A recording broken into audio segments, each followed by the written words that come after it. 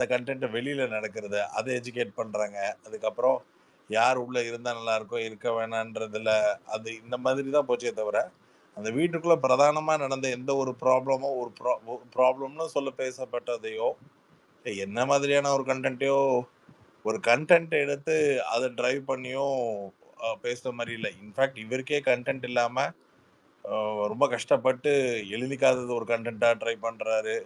திருக்குறள ஒரு கன்டென்ட்டா ட்ரை பண்றாரு. என்னமோ ஒண்ணு பண்ணிட்டு இருந்தாரு. அவருக்கு எனக்கு என்னமோ பேமெண்ட் பாக்கி இருந்தா பேசுவாங்கல்ல ஷோல. ம். அப்படி இருந்துச்சு. அப் ஓகே. ஆக்சுவலா வந்து ஷோ வந்து வீக்கெண்ட் ஷோவுக்கு ஒரு வீக் பூரா ஒரு ஒரு மாரி பல கேள்விகள் இருந்ததுல. இவங்கள ஏன் விட்டீங்க?